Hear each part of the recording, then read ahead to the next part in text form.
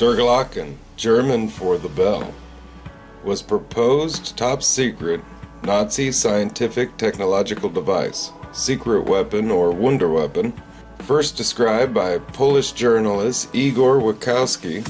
It was later popularized by a military journalist and author Nick Cook, as well as writers Joseph P. Farrell. Farrell and others associate it with the Nazi occultism and antigravity or free energy research.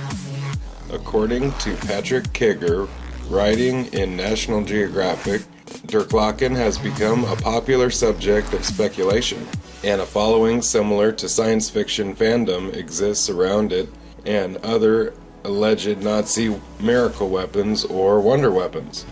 Mainstream reviewers such as former aerospace scientist David Madra express skepticism that such a device ever actually existed.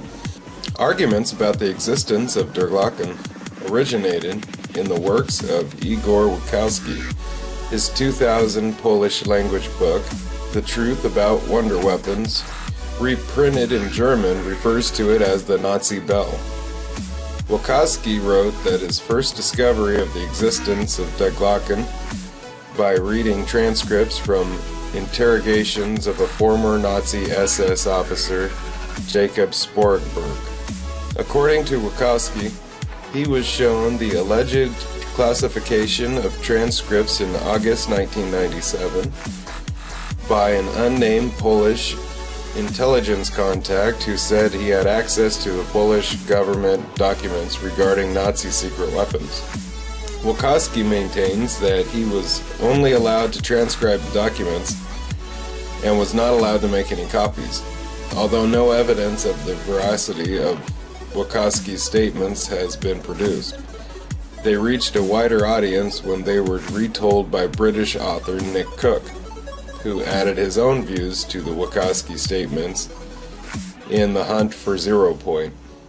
Allegedly, the experiment was carried out by the Third Reich scientists working for the SS in a German facility known as Der Reis, the Giant.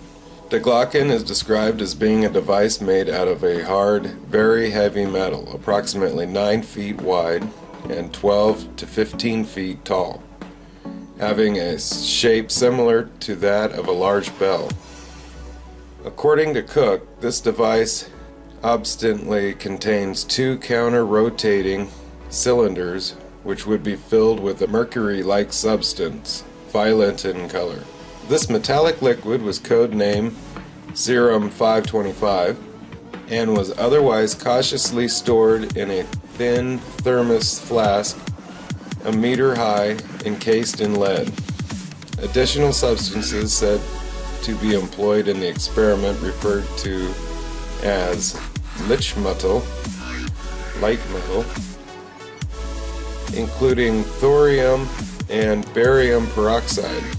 Cook describes Die Glocke as emitting a strong radiation when activated, an effect that supposedly led to the deaths of several unnamed scientists and various plants and animal test subjects.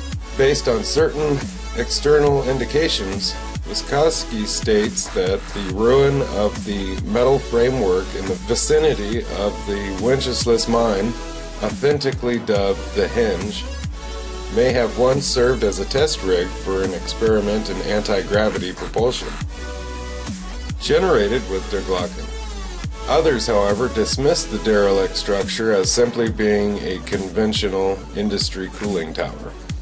Witkowski's statements, along with Cook's views, promoted further conjecture about the device from various American authors. It says that the device was considered so important to the Nazis that they killed 60 scientists that worked on the project and buried them in a mass grave. In his book, Hitler's Suppressed and Still Secret Weapons, Science and Technology, 2007, Stephen states that Die Glocke contained red mercury and describes stories alleging that a concave mirror on top of the device provided the ability to see images from the past during its operation. Witkowski stated that Die Glocke ended up in a Nazi-friendly South American country, Cook, on the other hand, states that it was moved to the United States as part of a deal made with the SS General Hans Kambler. Farrell states that it was recovered as part of the Kecksburg UFO incident. This last theory was dramatized in 2009 by the Discovery Channel and again in 2011 by the History Channel's Ancient Alien series. That is crystallinks.com. Hitler's Time Machine, Der Glocke, the Nazi Bell. BeforeIt'sNews.com. The bell yielding strange effects. It buzzed like a beehive, glowed bluish, included biological effects such as gel and separation of liquids and many disorders to the nervous system. The project at the end of the war disappeared from the scene along with SS General Hans Kremler, in charge of the secret projects of the Third Reich, the last and only one of two ever built, Ju-390. There is no trace of all. Whether they disappeared together remains speculation. Secret facilities hidden deep in northern Germany leaked and declassified documents, anecdotal evidence, and urban legends, all pointing in one direction. Der Glocke, or in English, the bell, is believed to have been Germany's famed Wunderwaffe. It was the culmination of Nazi Germany's brightest scientific minds. The same people who brought us the V-1 and V-2 rockets, the V-2 being the first man-made object to leave our atmosphere and plunge into the cold depths of space, are also thought to have been involved in the development of the weapon so terrible that some accounts describe factions of these scientists refusing to release technical plans to Nazi leaders for fear of what might have been done with the technology. The bell, however, is a complete mystery, though there is no shortage of conspiracy surrounding it. First word of Der Glocke was presented to the free world in 2000 by one Igor Witkowski. Most of who believes the bell exists or existed at some point are convinced that it was a machine built for a fantastic and sinister purpose.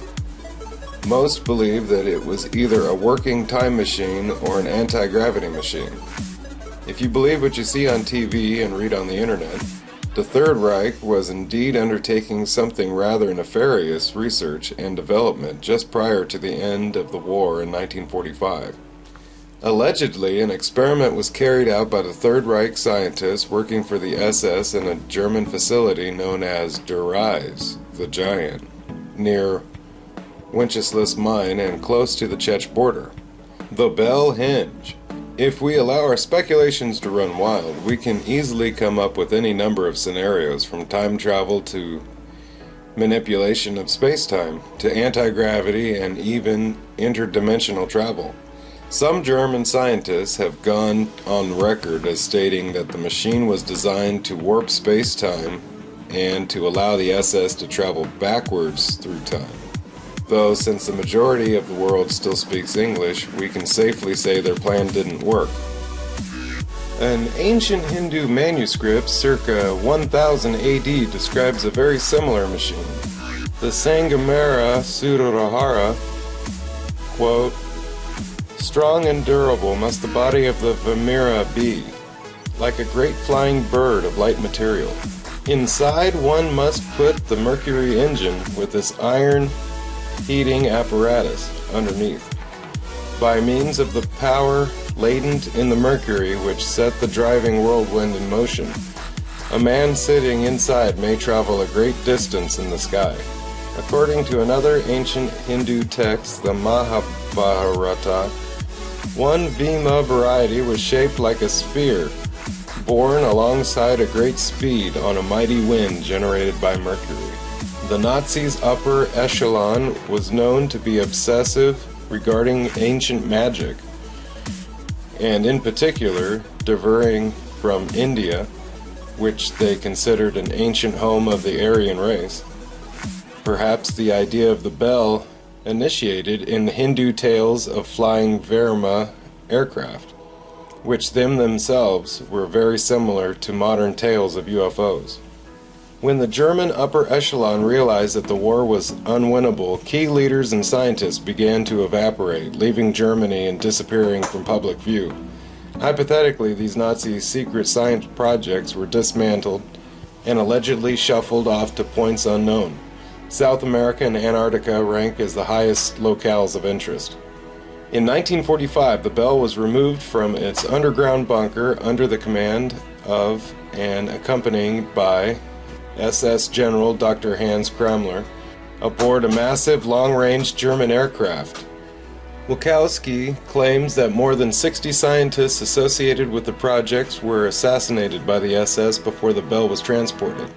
Cook believes the SS General made a deal with the U.S. military in exchange for technology. In 1991, a Belgian immigrant claims to have come into possession of a Nazi document describing some of their special weapon programs. Of particular interest is the V7 projects, which were allegedly a series of circular craft which could rise and descend vertically and fly at extreme velocities and attitudes. There were several designs within the V7 program. The Hannibal model and the Vril are easily prototypes. There were most likely more variants beyond that. The Hannibal models allegedly were large discs ranging from 75 to 120 feet in diameter. The Vril models were smaller, deeper discs with spherical protrusions underneath. I hope we provided you with enough evidence to make an informed decision on what Die Glocke was. Have a nice day.